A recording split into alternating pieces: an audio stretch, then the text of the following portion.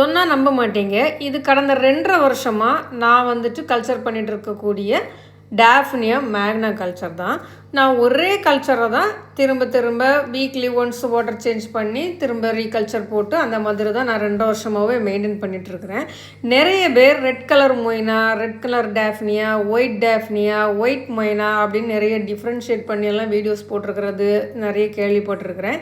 But அது வந்துட்டு red Moina white மொய்னான்னு இருக்குதாங்கிறது என்னை பொறுத்த வரையில் நான் நம்புறதில்லை.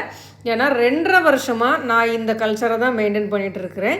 இந்த கல்ச்சர் சம்மர் டைமில் ஒயிட் கலரில் இருக்குது.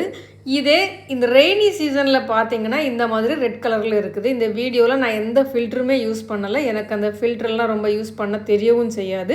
பட் ஆனால் நம்மளோட டேஃப்னியாவோட கலரை பார்த்துக்கோங்க, நல்லா ரெட் கலராக இருக்குது. இதுக்கு காரணம் என்னென்னா இந்த மழை சீசன் தான். நான் வந்துட்டு க்ரீன் வாட்டரில் தான் இந்த கல்ச்சர்ஸ் எல்லாமே ரெடி பண்ணுறது. வெளியே ஃபிஷ் வளர்க்கக்கூடிய ஃப்ரிட்ஜ் பாக்ஸில் இருக்கக்கூடிய க்ரீன் வாட்டர் எடுத்து தான் நான் இந்த கல்ச்சர்ஸ் பண்ணுவேன். அந்த ஃப்ரிட்ஜ் பாக்ஸஸ்குள்ளே இந்த மழை டைமில் மழை தண்ணி ஆட் ஆனதுனால தான் இந்த கலர் சேஞ்ச். ஆக்சுவலாக சம்மர்லையும் இதே கல்ச்சரை தான் நான் மெயின்டைன் பண்ணுவேன். ஆனால் டேஃப்னியாவும் மொய்னாவும் கலர் வந்துட்டு ஒயிட்டாக இருந்த மாதிரி இருக்கும்.